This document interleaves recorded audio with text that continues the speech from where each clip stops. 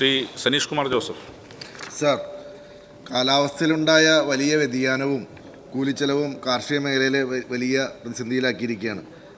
സമഗ്ര പച്ചക്കറി ഉൽപ്പാദന യജ്ഞം, എല്ലാവരും കൃഷിയിലേക്ക്, സുഭിക്ഷം സുരക്ഷിതം, ജീവനി സഞ്ജീവനി, സുഭിക്ഷ കേരളം, ജീവനി, അങ്ങനെ നിരവധി പദ്ധതികളാണ് കൃഷി വകുപ്പ് ആവിഷ്കരിച്ച് നടപ്പിലാക്കിയത്. എന്നിട്ട് നെല്ലുൽപാദനത്തിലും ഉൽപ്പാദിപ്പിക്കുന്ന ഭൂമിയുടെ വിസ്തൃതിയിലും കുറവാണ് സർ. 41,053 ഹെക്ടർ ഉണ്ടായിരുന്ന പച്ചക്കറി കൃഷി 2024 എത്തുമ്പോൾ 38,974 ഹെക്ടറിലേക്ക് ചുരുങ്ങി. പഴവർഗ്ഗങ്ങൾ 3,71,000 ഹെക്ടർ എന്നത് 3,54,000 കുറഞ്ഞു.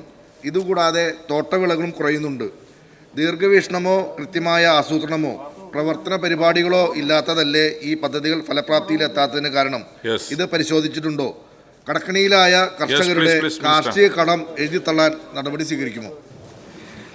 സർ, ഇതുമായി ബന്ധപ്പെട്ട വിഷയമല്ല ചോദ്യം. നമ്മളിന്ന് ഇതിനകത്ത് വളവും രാസവസ്തുക്കളും കുറഞ്ഞ നിരക്കിൽ ലഭ്യമാക്കാൻ നടപടി എന്നുള്ള ചോദ്യമാണെങ്കിൽ ഞാൻ അതിനെക്കുറിച്ച് പറയാം. നമുക്ക് പച്ചക്കറിയുടെ ഉൽപ്പാദനത്തിൽ നമുക്ക് വർധനവാണ് വന്നിരിക്കുന്നത്. അദ്ദേഹത്തിൻ്റെ കണക്കെവിടുന്നാണ് അത് ലഭ്യമായതെന്ന് എനിക്കറിയില്ല. പച്ചക്കറികളുടെ ഉൽപ്പാദനത്തിൽ നമ്മുടെ സംസ്ഥാനത്തിന് നല്ല ഒരു വളർച്ച വന്നിട്ടുള്ള ഒരു കാലഘട്ടമാണ് ഇത്. നെല്ലിൻ്റെ കാര്യത്തിൽ വിവിധങ്ങളായ പ്രശ്നങ്ങളുണ്ട്. ആ പ്രശ്നങ്ങളിൽ ഒന്ന് നമ്മൾ ചില ഏരിയകൾ നോക്കുമ്പോൾ പ്രത്യേകിച്ച് മനസ്സിലാവും. നെല്ലിൻ്റെ ഉൽപ്പാദനത്തിൽ കുറവ് വന്നു, അല്ലെങ്കിൽ ഏരിയ കുറവ് വന്നു എന്ന് പറയുന്നതിനകത്ത് മുൻകാലങ്ങളിൽ ചില ക്രമക്കേടുകൾ ഇതുമായി ബന്ധപ്പെട്ട് നടന്നിരുന്നതിലുള്ള ഒരു തിരുത്തൽ കൂടി സംഭവിച്ചതിൻ്റെ ഭാഗമായിട്ടാണ്.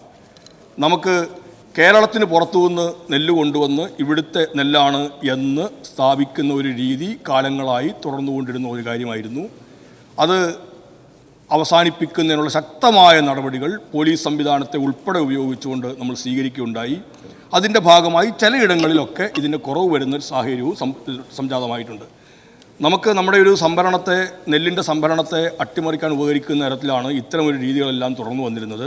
അപ്പോൾ കർശനമായ അത്തരം നിലപാടുകൾ സ്വീകരിച്ചതിൻ്റെ ഭാഗമായിട്ട് കൂടി നമുക്ക് ചില ഏരിയകളിൽ ആ കുറവ് വന്നതായി രേഖപ്പെടുത്തപ്പെട്ടിട്ടുണ്ട്.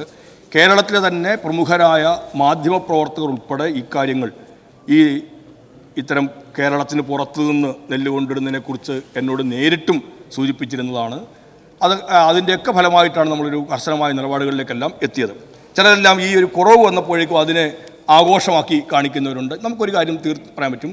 കാലാവസ്ഥയുടെ വ്യതിയാനവും ചില പ്രയാസങ്ങളും പ്രതിസന്ധികളും എല്ലാം വരുന്നത്, ചില പ്രകൃതി ദുരന്തങ്ങളെല്ലാം വരുന്നത്, അതിൻ്റെയൊക്കെ ഭാഗമായി ചില അവസരങ്ങളിൽ ചിലയിടങ്ങളിൽ കൃഷി നടക്കാതിരിക്കാം. പക്ഷേ എന്നാൽ വ്യാപകമായി അങ്ങനെ കൃഷിയിൽ നെല്ലും മാറുന്നു എന്നുള്ളൊരു ശരിയായ ധാരണയും അല്ലെങ്കിൽ ഒരു ശരിയായ വസ്തുതയും അല്ല. പ്രതിസന്ധികൾ ഉണ്ടാകുന്ന ഇടങ്ങളിൽ കൃത്യമായ എന്നവണ്ണം ഇടപെട്ട് ആ പ്രശ്നങ്ങൾ പരിഹരിച്ച് മുന്നോട്ട് പോകുന്നുള്ള ഇടപെടലുകൾ സർക്കാർ നടത്തുന്നുണ്ട്. തരിശായി കിടക്കുന്ന ഇടങ്ങളിൽ കൂടുതലായി കൃഷിയോഗ്യമാക്കുന്നുള്ള നടപടികൾ സ്വീകരിക്കുന്നുണ്ട്. അങ്ങിവിടെ സൂചിപ്പിച്ചതുപോലെ നമ്മൾ നടപ്പിലാക്കുന്ന പദ്ധതി അദ്ദേഹത്തിൻ്റെ സർക്കാരിൻ്റെ പദ്ധതിയല്ല. അദ്ദേഹത്തിൻ്റെ മണ്ഡലത്തിൽ തന്നെയും ഈ കാര്യത്തിൽ വലിയ താല്പര്യമെടുത്ത് ഈ പദ്ധതികളും പരിപാടികളും നടപ്പിലാക്കുന്ന ആളാണ്. നമ്മളുടെ എല്ലാവരുടെയും ഭക്ഷണത്തിൻ്റെ ഒരു ആവശ്യകതയെയും സുരക്ഷിതമായ ഭക്ഷണത്തെ ഉറപ്പാക്കുക എന്നുള്ളതും വിഷരഹിതമായ ഭക്ഷണം ഉറപ്പാക്കുക എന്നുള്ള അടിസ്ഥാനത്തിലാണ് ഈ പരിപാടികൾ നമ്മൾ സംഘടിപ്പിച്ചത്. അതെല്ലാം അതേപോലെ തന്നെ ഒരു ഗവൺമെൻറ് പരിപാടി എന്നതിനപ്പുറത്തെ ഗവൺമെൻറ് എന്ന് പറഞ്ഞാൽ ഒരു ഭരണപക്ഷ പ്രതിപക്ഷ വ്യത്യാസവും ഇല്ല എന്ന് തന്നെ ഒരു നാടിന് വേണ്ടതാണ് എന്ന് ഉൾക്കൊണ്ടുകൊണ്ട് ആ പരിപാടി നടപ്പിലാക്കുന്ന ഒരു MLA ആണ് അദ്ദേഹം. അദ്ദേഹത്തിൻ്റെ മണ്ഡലത്തിൽ ഞാനും ആ പരിപാടിയിൽ പങ്കെടുത്തതാണ്. അതുകൊണ്ട് ഇത്തരം ഈ കണക്കുകൾക്കകത്ത് ഈ പൊരുത്തക്കേടുകളുണ്ട്, ചില യാഥാർത്ഥ്യങ്ങൾ ഇങ്ങനെയും ഉണ്ട് എന്ന കാര്യം കൂടി മനസ്സിലാക്കണം.